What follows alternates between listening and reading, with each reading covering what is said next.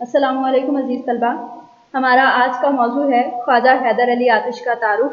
اور آج کی اس ویڈیو میں آپ خواجہ حیدر علی آتش کے حالات زندگی سے آگاہ ہوں گے۔ اس کے ساتھ ساتھ ان کے کارناموں کے بارے میں بات کی جائے گی اور ان کے خصوصیات کلام کے بارے میں۔ خواجہ حیدر علی آتش کو اردو شاعری کے حافظ کا لقب ملا اور طرز مرصع کے شاعر تھے یہ۔ دبستان لکھنؤ کے نمائندہ شاعر بھی ان کو کہا جاتا ہے۔ طرز مرصع کے بارے میں خود خواجہ حیدر علی آتش کچھ اس طرح سے اپنے کلام کے بارے میں بیان کرتے ہیں: بندش الفاظ جڑنے سے نگوں کے کم نہیں، شاعری بھی کام ہے آتش مرصع ساز کا۔ جس طرح نگ یا موتی کہیں پروئے جائیں تو وہ خوبصورتی میں اضافہ کر دیتے ہیں، اسی طرح وہ شاعری میں لفظوں کے پرونے کو ہی مرصع سازی کا نام دیتے ہیں۔ تو شروع کرتے ہیں ان کے حالات زندگی کے بارے میں۔ بسم اللہ الرحمن الرحیم۔ خواجہ حیدر علی آتش 1778 میں پیدا ہوئے۔ فیض آباد لکھنؤ ان کا جائے پیدائش ہے اور ان کی جس تاریخ کو انہوں نے وفات پائی وہ 1846 ہے۔ ان کے والد کا نام علی بخش تھا اور ان کے آباء و اجداد کا تعلق بغداد سے تھا۔ ان کے والد شجاع الدولہ کے عہد میں فیض آباد پہنچے۔ ان کے والد کی وفات ان کے بچپن میں ہو گئی، جس کی وجہ سے ان کی طبیعت میں شوریدہ سری آ گئی۔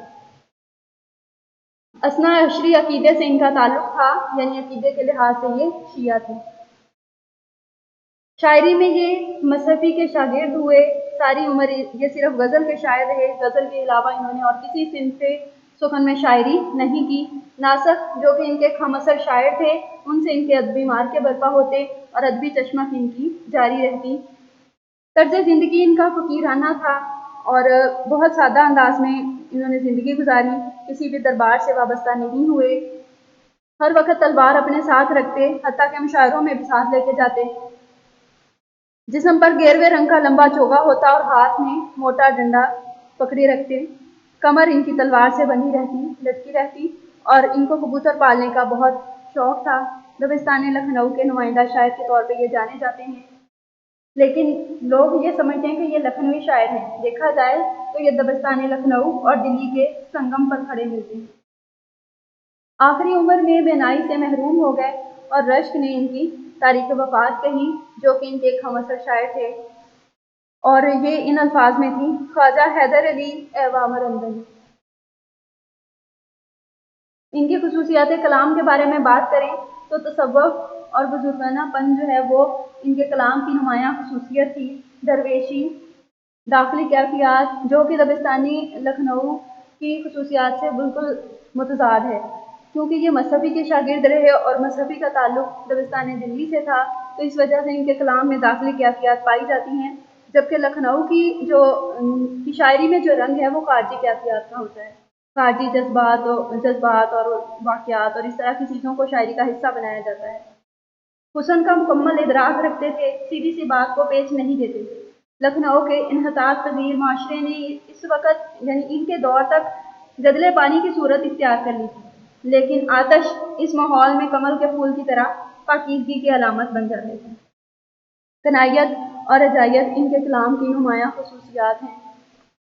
ان کے شاگردوں میں نواب سید خان رند، پنڈت دیا شنکر خان نسیم، مرزا شوق، واجد علی شاہ اور وزیر علی صبا کے نام اہم ہیں۔ اور بھی ان کے بہت سارے شاگرد تھے، لیکن یہ کچھ وہ نام دیے گئے ہیں جنہوں نے شاعری میں نمایاں کارنامے سر انجام دیے اور بہت عظیم سرمایہ اردو کے لیے چھوڑا۔ ان کے کارناموں کے بارے میں بات کریں تو ان کی کلیات میں 2 دیوان ہیں۔ پہلا دیوان ان کی زندگی میں شائع ہو گیا، جبکہ دوسرا دیوان میر دوست علی خلیل نے مرتب کروایا اور بعد میں پہلے دیوان میں ہی اس کو ضم کروا دیا۔ ان کے کلام میں سے کچھ نمونے کے طور پہ کچھ اشعار جو ہیں وہ پیش کیے گئے ہیں۔ کچھ اشعار ضرب المثل کے طور پہ مشہور ہو گئے ہیں، ہم اکثر سنتے ہیں، لیکن ہمیں یہ نہیں پتا ہوتا کہ ان کے شاعر جو ہیں وہ خواجہ حیدر علی آتش ہیں۔ جیسا کہ یہ پہلا شعر ہے: جو اعلیٰ ضرب ہوتے ہیں ہمیشہ جھک کر ملتے ہیں، صراحی سرنگوں ہو کر بھرا کرتی ہے پیمانہ۔ یہ آرزو تھی کہ تجھے گل کے روبرو کرتے، ہم اور بلبلے بےتاب گفتگو کرتے۔ زمینِ چمن گل کھلاتی ہے کیا کیا، بدلتا ہے رنگ آسماں کیسے کیسے۔ اسی طرح ان کی شاعری کے بارے میں مختلف आराओ ख्यालात हैं।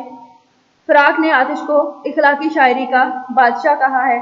इसी तरह राम बाबू सक्सेना ने इनके कलाम के बारे में कुछ इस तरह से कहा है कि आतिश के कलाम में तुशे हुए अल्फाज आबदार मोतियों की तरह लड़ी में पिरोए हुए मालूम होते हैं। तो स्टूडेंट्स, उम्मीद है ये वीडियो आपको बहुत पसंद आई होगी। Best of luck. अल्लाह हाफिज़।